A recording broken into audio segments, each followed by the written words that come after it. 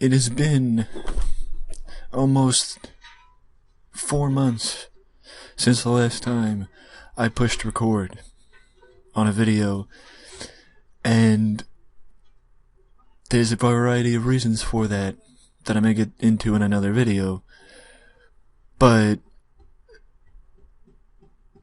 I was looking at my YouTube video history, and I noticed that I left it on a somewhat of a cliffhanger because I started this series but didn't continue this series. This series was supposed to be the transition. The transition was supposed to put on display how WWE or WWF was changing from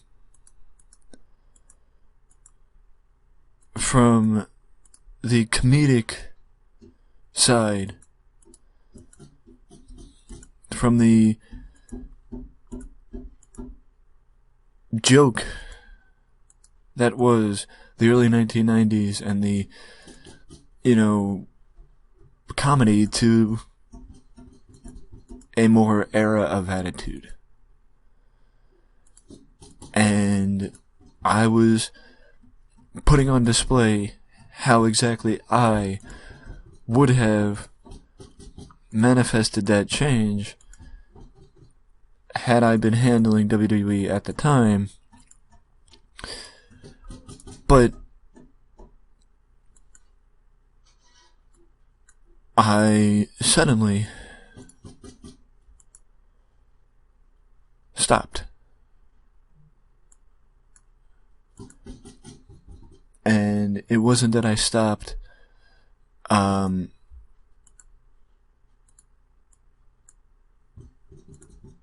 this series, it's that I stopped uploading entirely. But again, we will get to that in a separate video, not this one.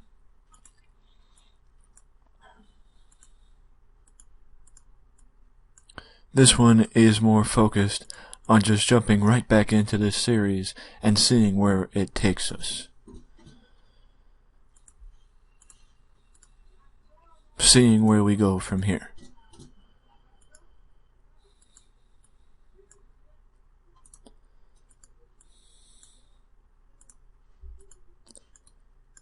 Because that's what I want for this series.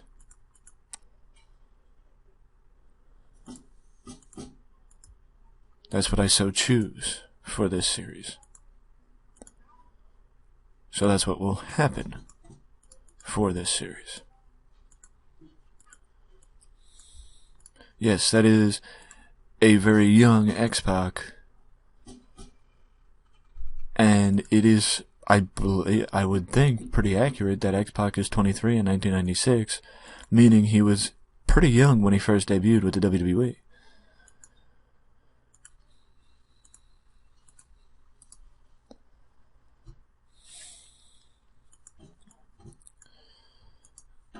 And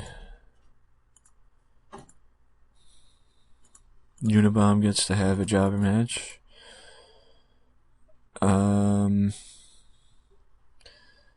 Let us start booking segments.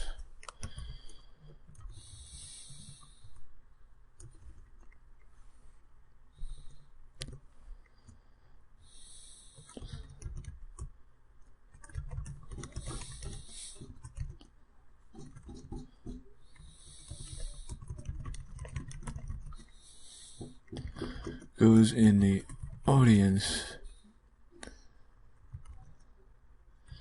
and drinks with the fans. See, the last couple weeks after his matches, Mr. Sandman has been having a beer, either taking a sip or drinking a full beer or whatever the case may be, with the people in the crowd, and we're seeing slowly but surely his character change.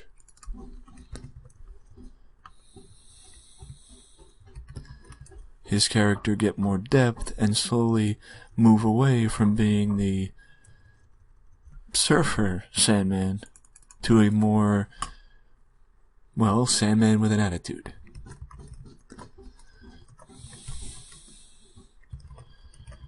Rob Van Dam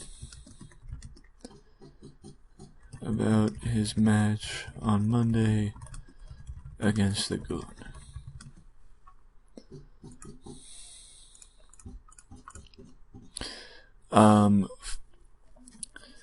As you can see here, Tonk Man has a interview segment on a weekly or semi-weekly interview segment where he brings people on the show who wouldn't traditionally get the opportunity to speak, so he gives them the opportunity.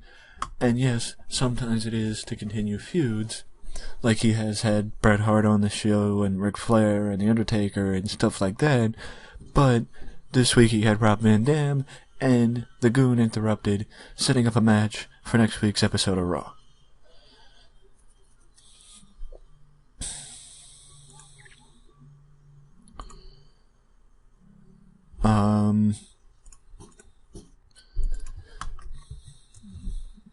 Let's have Bob Orton talk about his match tonight against the Patriot, because Bob Orton, it's time to reset and refocus. That starts tonight against the Patriot. Simple promo, easy, and the truth. I guess I ended up here already. Just to give a glimpse on what's going on heading into WrestleMania. Brian Lee and Lance Storm, The Undertaker and Too Cold Scorpio. The Undertaker is the heel. Art Barr, who just debuted against Eddie Guerrero, playing off their history together. Shawn Michaels, who just actually returned from filming a movie. Alright. Who actually just returned from filming a movie, caught the ire of Jeff Jarrett, who is sick and tired of the red carpet being rolled out for Shawn Michaels, who left last year after WrestleMania to film a movie, came back, and then left again to film another movie. Let's just say Shawn Michaels has been very popular in Hollywood. Bret Hart and Ric Flair. Ric Flair won the Royal Rumble and is going to meet Bret Hart at WrestleMania. Owen Hart and Ricky Steamboat. Since winning the Intercontinental title last year at WrestleMania, Owen Hart has started to see that he's in his brother's shadow. And since Survivor Series, where Owen teamed with his brother against Chris Candido's team, and Owen was the only member of the team to be eliminated, that's when things really started hitting the fan, and Owen started showing a darker side to him. A more self-centered side. And that's what started, and it boiled over with him ruining the ceremony. The Lifetime Achievement Award ceremony for Ricky Steamboat, who actually got the Lifetime Achievement Award as a narrative in the game from the PWI for the year 1995. The Rock and Roll Express are going up against Raven's crew, Raven, Mankind, the Unabomb, and Papa Shango, and Rock and Roll has enlisted the help of Terry Funk and Tracy Smothers, and as you can tell, mediocrity is a problem when somebody feels they can do better, but a friend is holding them back. After weeks of building frustrations, Shane Douglas has finally lost his mind, and the truth came out. There has been a plague of breakups in the tag team division recently, and it seems like the Golden franchise is next. For at least 2 years before this, Mark Merrow and Shane Douglas had been a tag team, but could never break through as a tag team. And with now frustrations reaching a boiling point, Shane Douglas and Mark Merrow finally have started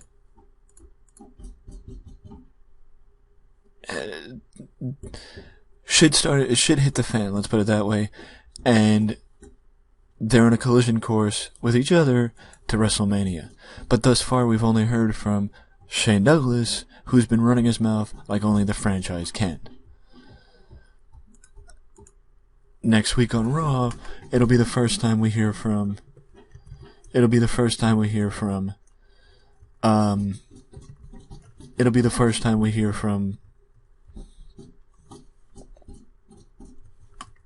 what's his name? Mark Merrow.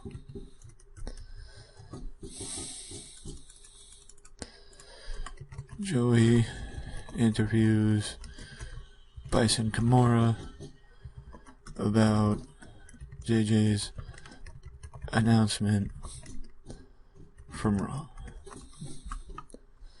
and what that could mean.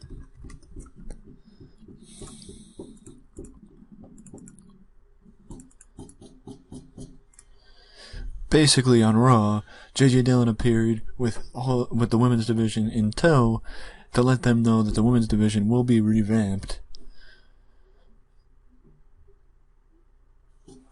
in the coming weeks, in the coming months.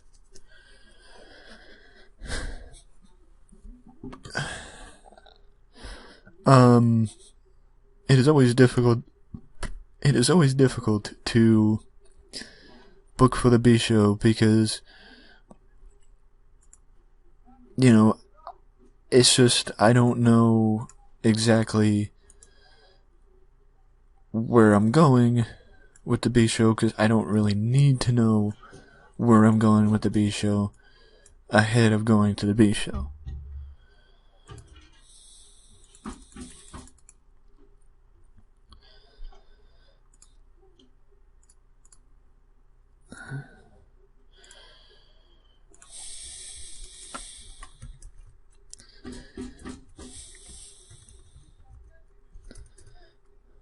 Isn't it,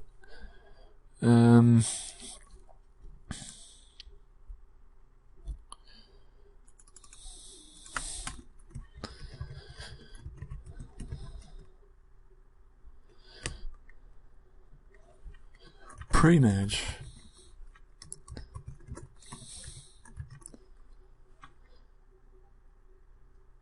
Anthony Michaels asks Finlay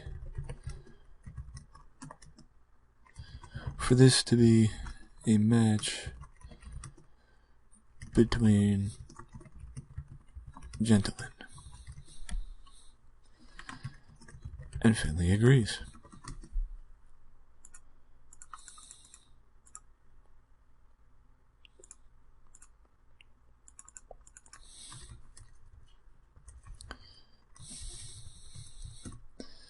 Wendy grabs her word. Finlay says,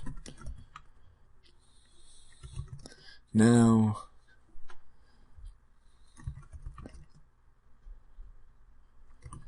been comfortable and a gentleman. What's next?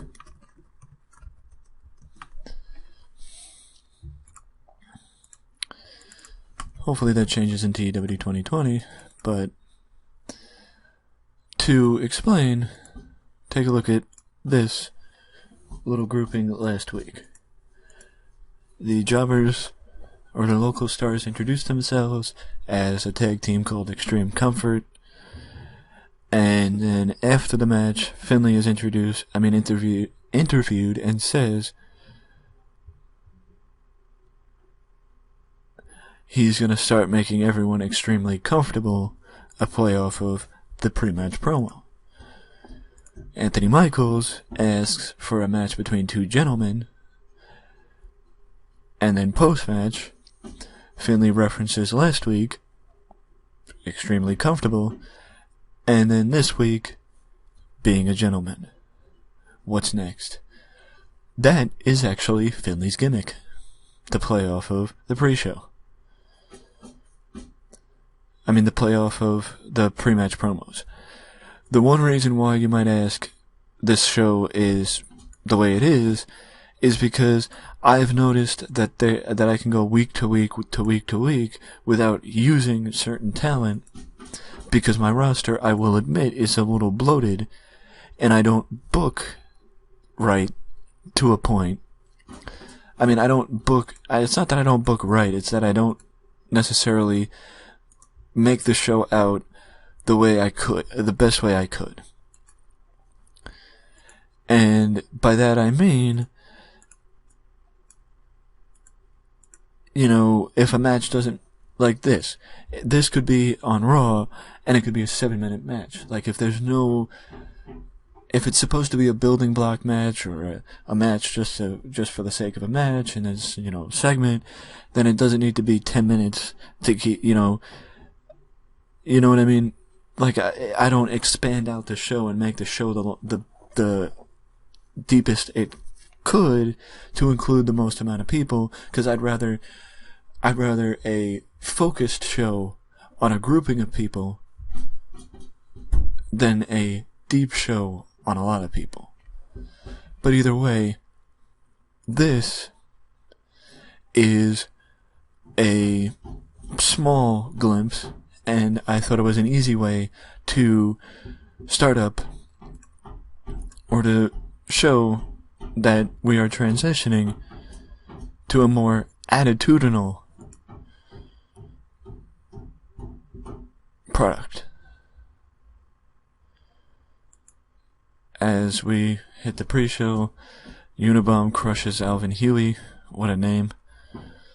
And yes, if you're wondering, that is Bill Watts in this game. If after somebody retires, and I'm pretty sure maybe even leaves the business, or sometimes leaves the business, then they get reincarnated, quote unquote, as a new person in the file to help replenish the file with people and make sure that, you know, new faces continue to come in every month, even if real people did not debut in that month. Joey Styles, in his first interview since joining the company, you know, starting it in the way that WWE usually starts people, as an interviewer before they move to the booth, which is exactly what Joey Styles is going to do, but either way, he interviews Bison Kimura about JJ's announcement earlier in the week, and Bison just mentions, you know, she's ready and willing to see, she's got an open mind to see what JJ has to say, or has to offer with the announcement. Oh, Jaguar.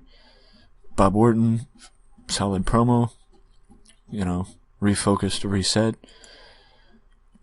Rob Van Dam, exactly why I put him on the B show, give him a match, and then a promo to set up his match with the Goon. Give Joey some more promo time.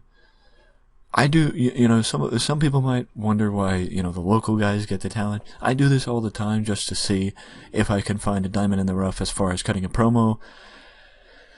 I did it with New Jack. I did it with, as you saw, I did it with Eric Gargiulo and Chris Hamrick last week, and I'm going to be continuing to do it just to see if I can find somebody out of the blue, just to see if I can find a diamond in the rough. Solid match for Finley, giving him a win, and putting over the Indian Deathlock as his finish. Wendy Richter and I didn't expect the match to get that good, but I guess that's the difference between putting Joey Styles in the segment and Wendy Richter. Mr. Sandman wins again, and goes to drink a beer. Yes, this is the Sandman, and yes, this is actually how he first debuted. Before he became the Sandman, he was actually a surfer person, similar to Sting, you know, with the bleach blonde hair, you know, the California attitude. But the only thing is, he actually was a surfer wearing a wetsuit and carrying a surfboard and shit like that, but, you know, that didn't really work.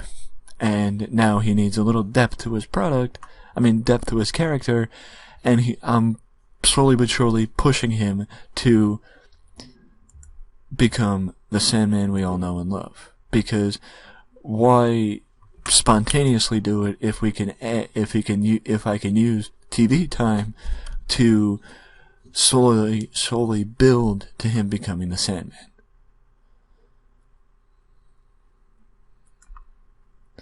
And Bob Orton wins in the main event, which this is actually the Patriots' last match with the company, and the Patriots been with me for, I would say, give or take, maybe a year. Actually, I think it's been a year. I could be wrong, but I think it's been a year.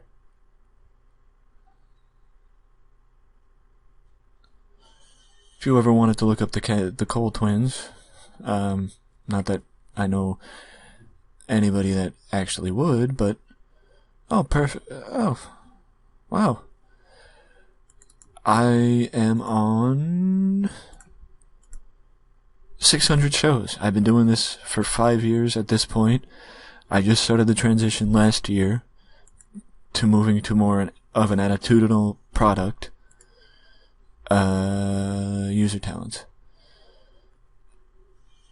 Let's go negotiating, because I've been having a problem with losing people to WCW. So let's go negotiating, because actually Hulk Hogan just left to go to WCW, which isn't necessarily a massive deal, but it is a big loss, because Hogan had been my figurehead for the last 5 years. So now it's actually time to maybe either take a break from having a figurehead, or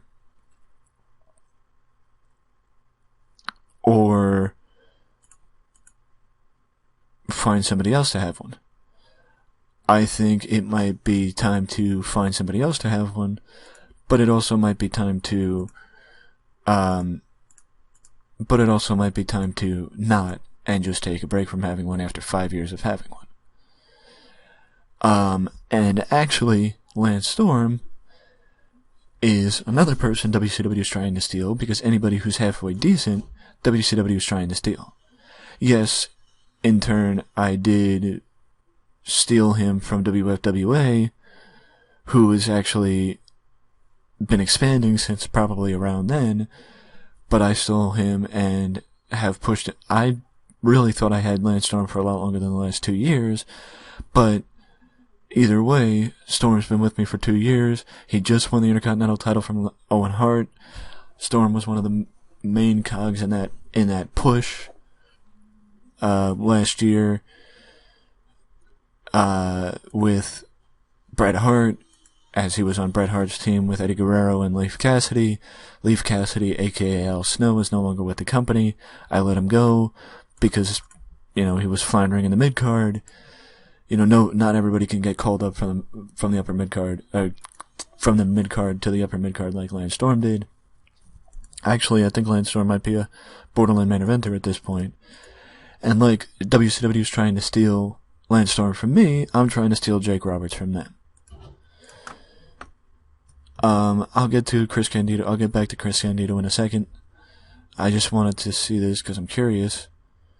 Yeah, he's been with me for about a year. Not too bad. Oh, that's why I had 74 people, because I had local talent. This is the main event. I spent the last year. How is Too Cold Scorpio a main eventer and Lance Storm not a main eventer? If Lance Storm's more popular. Oh, is it? Maybe that's it. Maybe Scorpio's popular more worldwide, and yeah. Bret Hart, Brian Pillman, who's in a way floundering in the tag team division because I don't really have a deep tag team division. as far as babyfaces are concerned, if anything, heels should be, the heels should be chasing the babyfaces, not the babyfaces chasing the heels, because there's not many babyfaces. Again, I don't know how Candido's in the main event if Storm isn't, because Storm's like this, but, much like Honky Tonk Man, I don't know. I don't get it. King Kong Bundy's a little different because he's got the branch off of popularity. Bundy came in to feud with Scorpio, and as you can see, it did help because Scorpio did end up beating him. But Owen Hart's been pushed since last year, and freshly turned heel. He's going to go into a match with Ricky Steamboat, Ric Flair. Shawn Michaels just came back from a movie. Terry Funk I just re-signed him to try and help, as I mentioned earlier, and Undertaker and Vader. Jerry Lynn, Bret Hart, Lance Storm, Jaguar Yokota, women's title, and as I mentioned, the Hollywood Blondes. The one thing I wanted to point out is that the women's title is slowly but surely being phased out. I'm just unsure of what I want to do with it because most of the women still have a decent amount of time left on their contracts, and it's hard to figure that out.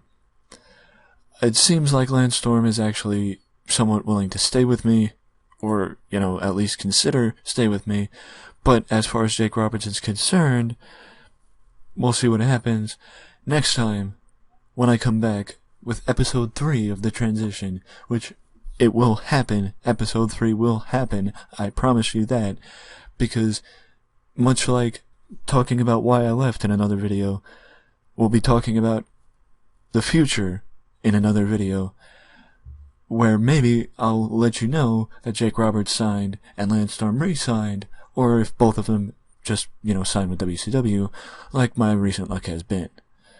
Either way, let me know down in the comment section below if you have any ideas for King Kong Bundy, Vader, or anybody else in the story or in this season, and let me know what you think of slowly but surely turning the Sandman into the Sandman we all know and love, as opposed to just doing it spontaneously, and the little slow turn to the era of attitude that I'm doing, much like WWE did, but not with the same turning points. Because in my opinion, some of it was unneeded, and you could have did it a different way, but that's because, well, I think there's always another way to do something.